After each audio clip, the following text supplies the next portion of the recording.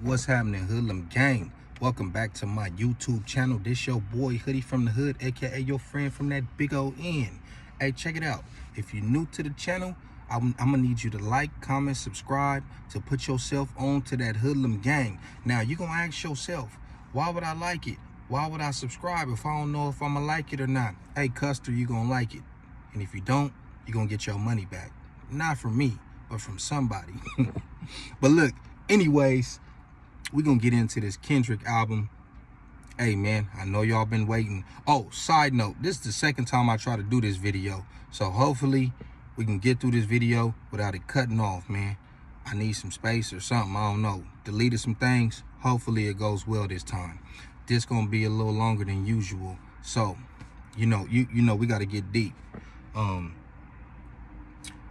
The album came out Friday the 13th, which was pretty much a week ago, about 6 days ago, almost 7 days ago. If you know me, you know this reaction was coming.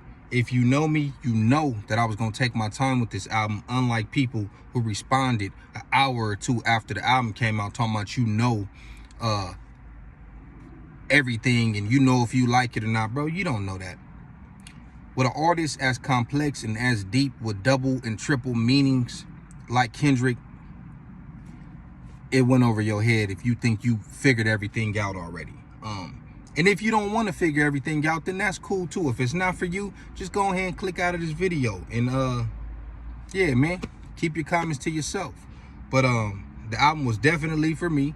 I'm a person who likes balance, homie. I like the ignorant stuff too. I like to shoot 'em up, bang bang. I like the hopping out on ops. I like the Brother Lynch hungs talking about eating people. I like all that too. I like the crazy stuff, but I also like the real serious stuff, because you gotta have balance in your life, homie. Especially if you're a grown man, especially if you 25 and up. You're a teenager, you out here with a stick hanging out, you sipping syrup, you popping perks, whatever, homie. You'll get there one day. But if you're a grown man, come on, that can't be all that move you, because we already know where you at mentally. But anyways, this album, Mr. Morale and the Big Stepper, is his 5th studio album, 4th mainstream, Section 80 being the first one. A lot of people didn't know about Kendrick until Good Kid, Mad City. And that's another thing. A lot of y'all, every time he drop an album, who want to keep comparing it to Good Kid, Mad City, or you want him to make another Good Kid, Mad City, he can't do that because he's not in that same mentality. Just like 50 Cent can't make a Get Rich or Die Trying no more. Like, it's just not gonna happen. So y'all got to get over that, man. I feel like with Kendrick, all of his albums have given you something different. It's never gonna be the same, because Kendrick is trying to leave you with art that lasts forever. So far, all of his projects is gonna last forever. And I noticed last time, I didn't have a channel when Damn came out, but I seen people saying stuff about Damn, and a lot of those people have changed their mind about Damn now. We know Damn had the commercial hits and the radio play and all that stuff, but with Kendrick, it's always going to be a message. Like, there's no bars wasted. It's always going to be something on the surface that you think it is, and if you want to, you could dig deeper and find a little bit more. That's how Kendrick music is. You got to put the medicine in the candy. So just because it's a nice beat and it play in the club, don't mean that it's not a conscious record. Like I said, man, you got people who reacted right away. You got weirdos like academics who's always comparing them to Drake. These are two different artists, man. Drake is in the pop lane, all right? So the fact that Kendrick even gets brought up next to his name is a win for Kendrick, because him being a conscious rapper and even being as big as he is, to where he's looked at as the best. Like, this music is not supposed to be the type of music that can dominate the industry. Like, especially when you got so many mumble rappers and drill rappers and whatever the case is. This should not be at the top But it is, because that just lets you know how many people feel it, how many people is not into all that bullshit. And even if they are, because like I said, I like the bullshit too, but you got to have balance. This album for me,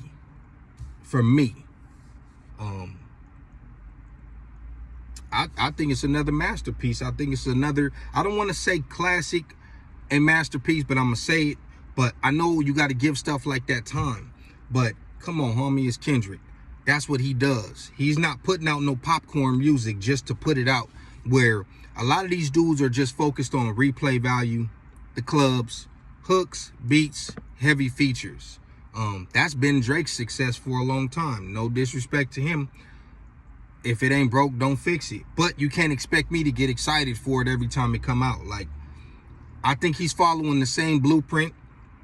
I said this in my video, that Drake album ain't it, referring to Certified Lover Boy. Not because it's bad, it's because he's not giving you nothing new. It's just like Jordan, it's just like Apple. They're gonna keep giving you the same phones with a little bit of updates and upgrades. Jordan might give you a new color scheme on a shoe that been out since the 80s, and y'all gonna run out and go buy it. That's what he does. That's working for him. Kendrick is the type that's gonna go in a completely different direction every single time he drops. I just feel like he got something for everybody. If you loved Section 80, Good Kid, Mad City, To Pimp a Butterfly, Damn, he got something for everybody who likes those albums as their favorite. You know what I mean? He got the TikTok songs, Silent Hill, N95, Rich Spirit, Savior, Count Me Out. And I feel like Count Me Out, you know the little thoughts is gonna take that, especially when the beat, when it do that little drop thing and he say fuck it up, fuck it up, fuck it up. You know they're gonna take that.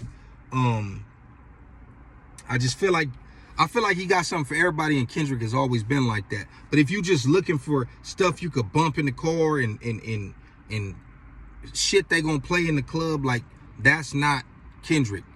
If you have been paying attention to Kendrick his whole career, you know that that's not him. Yes, he can come with certain stuff, but that ain't him. He's not aiming for that. To all them people who had an opinion about the album as soon as it dropped, you's a weirdo.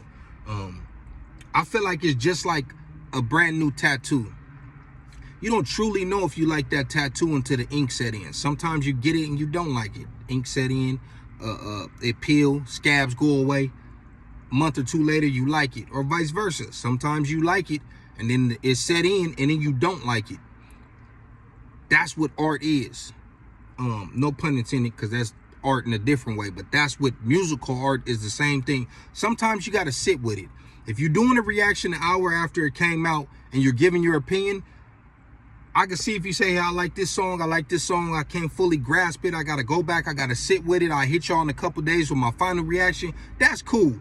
But if you reacted to it and you like, oh, I don't like it, or this is the greatest thing ever, it's like, bro, how do you know that an hour or two after it came out?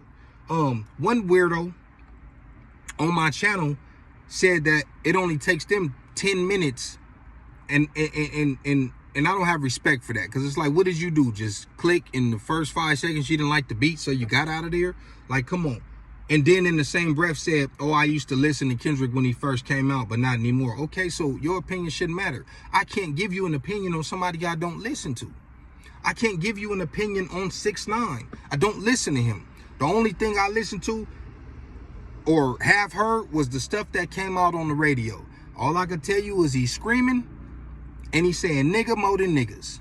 Nigga, nigga, nigga, nigga, nigga, nigga, please. I'm treated like a disease. They ask, why do I call myself a nigga so quick? Because I could reach in my pants and pull out a bigger RIP easy. But you catch my drift. I don't know nothing about that, so I can't tell you about a 6ix9ine album. I can't tell you when I did my reaction on Certified Lover Boy. If y'all go back, not reaction, but my thoughts, because I'm not a reaction channel. I couldn't tell you about Donda. I don't really listen to Kanye. I know he's great, but I don't listen to him. It's just not for me. So I couldn't tell you if it was good or bad, but I could tell you about Drake's album because I listen to Drake. You see what I'm saying? So when people say, I don't listen to Kendrick, but you just in there saying, oh, it's trash, and then you say, I don't listen to him, you's a weirdo. Another person, and I'm referring to comments on Facebook. Another person told me, I literally said, I don't know how y'all could digest music that fast. Another person told me I'm not a rapper. Basically saying, shut up, nigga, your opinion don't count. Do you know that the majority of people who consumes music is not a rapper? So that sounds crazy. Then there's a lot of rappers who are really talented and have accolades and platinum albums who love that album. So what are you talking about? That made no sense to me. Just because I didn't agree with you, that made absolutely no sense for you to tell me that basically I should shut the fuck up because I'm not a rapper. I'm not a sports analyst either, but I be right about a lot of that and they be wrong about a lot of that. You know how many people never play sports and they still go to Caliente and all that and they bet and they win a lot, as opposed to some of them people that sit on ESPN and they get stuff wrong. If you know me, you know I'm a Raider fan. You know how many people predicted the Raiders to come in last place last year? And that was with Henry Ruggs and John Gruden. 10-7 went to the playoffs. So don't tell me that I can't tell you something because pretty much I'm not a professional in that field. That's ignorant as hell. But anyways, I think he got something for everybody. Different flows, different beats, different cadences, just everything. Mother I Sober talking about. Now, of course, this is not stuff that you're gonna pull up on the homies bumping. That's black people problem. You're always talking about, I can't slap this in the car with the homies. Nigga, you shouldn't be with your homies all damn day anyways. But anyways, just the overall message of how his mom was assaulted by a family member, and she thought that that family member or another family member may have done it to him. Auntie Diaries, man, just talking about how his first experience with somebody of that community, his auntie making that transition, then his cousin making that transition. Am I gonna pull up to Gompers Park bumping that? Fuck no, nigga. But in the context of the album, that's great.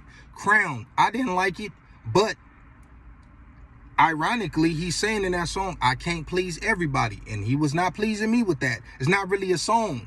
But in the context of the album and what he's going through and what he's been going through over the past 5 years, this album is a therapy session to where he's talking to a therapist. We cry together. He literally said at the beginning, this is what the world sound like. So I don't know if he's basically saying like, you in a toxic relationship with life. But like I said, the medicine is in the candy. So it's a guy and a girl going back and forth in a toxic relationship. And a lot of people can relate to that because you've probably had an argument similar to what they was saying to each other. But he said, this is what the world sound like. So it's probably a love-hate relationship. N95, go back outside, man, take all that stuff off. And I don't know if he was talking about himself or if he was talking about y'all. He's saying take all this stuff off. Take off the watch, take off the chains, take off all this stuff. Like, man, you got to listen to it, man. This album is a masterpiece to me, like I said. And the more I listen to it, the better it gets to me. Every Kendrick album, including Good Kid, Mad City, I hear it and I'll be like, I don't know how I feel about this. And then I hear it, and then I hear it, and then I hear it, and then it's like, okay, I see, I get it. Man, get that dude his flowers now, man. That dude is great. He's on his way to being the GOAT. I personally love the album. I know people saying this wasn't worth 5 years, like he wasn't working on a damn album for 5 years. Damn came out in 2017. 2018, he came out with the Black Panther soundtrack. I think 19 and 20, he said he had writer's block for 2 years. Probably 2021 he started working on this album, really. So, you can't please everybody. Like he said, man, everybody always gonna have something to say. I love the album. Kendrick, keep doing your thing. You got another one under your belt. Don't worry about weirdos like academics comparing, oh, well, Certified Lover Boy sold 600,000. Listen, homie, we don't care about that. That does not mean, I think they're two different artists, but you got people like him that keep on pitting these two against each other. I personally think Drake is a pop star, man. And Kendrick didn't even care to roll this album out like he did Damn. Humble and all that came out before. Well, Humble came out before the album dropped.